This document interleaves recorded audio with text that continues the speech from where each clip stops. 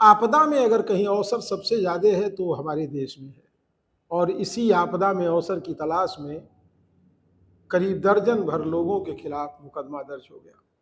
नमस्कार, बेधड़क खबर देख रहे हैं आप, मैं हूं विमलेश शुक्ल।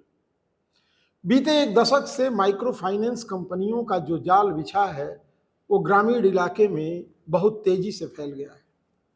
ग्रामीण इलाके में समूह बना करके महिलाओं को लोन देने की ये प्रथा महिलाओं को नहीं, पूरे गांव और समाज को गरीबी रेखा के और नीचे ले जाने में पूरी तरह से सफल रही है। लोन पर लोन देने का ये विचार और विधान जो माइक्रो फाइनेंस कंपनियों ने बनाया है, ये अद्भुत और अचूक है। हालांकि माइक्रो फाइनेंस कंपनियों से लोन लेने के बाद बहुत सारे लोगों ने आत्महत्या तक कर ली, घर छोड़ दिया और बीमार होकर के आज भी बिस्तर पर पड़े हैं।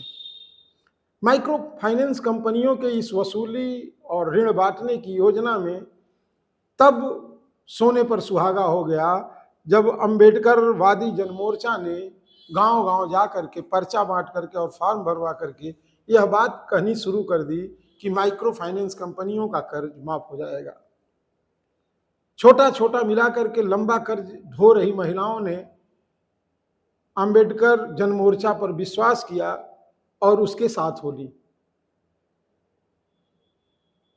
अंबेडकर जनमोर्चा ने जो पर्चे बंटवाए उसमें लिखा था कि आपके माइक्रो फाइनेंस कंपनियों के लोन सरकार माफ करने जा रही है और अब आपको किसी तरह का लोन नहीं देना है। बकाया मांगने पर अगर फाइनेंस कंपनियों के एजेंट आते हैं तो उनके साथ डंडे से बात की जाए, उनके साथ बदतमीजियां की जाएं और उन्हें भगा दिया जाए। ग्रामीण महिलाओं ने अंबेडकर जनमोर्चा के श्रवण कुमार निराला और सीमा गौतम के ऊपर इतना विश्वास किया कि इन्होंने फॉर्म भरना शुरू कर दिया। हालांकि आरोप यह है कि श्रवण कुमार निराला और सीमा गौतम ने इस फॉर्म को भरवाने के बदले हर महिलाओं से 500 से 1000 रुपए तक की वसूली भी की। फॉर्म भरने के बाद ये अफवाह करीब 10 या 15 दिनों से लगातार फैलाई जा रही थी और महिलाएं अपने ऋण माफी के लिए लामबंद होने लगी थी।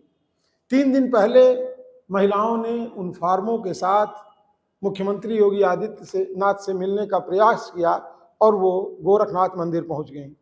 गोरखनाथ मंदिर पहुंचने के बाद जब ये भेद खुला और इस बात की जानकारी हुई कि श्रवण कुमार निराला और सीमा गौतम ने इस तरह के सुनियोजित षड्यंत्र के तहत महिलाओं को उद्वेलित और आक्रोशित किया है, उन्हें बहला फुसला करके इस झांसे में ले लिया है कि उनका ऋण माफ हो जाएगा, तो सरकार के भी कान खड़े हो गए।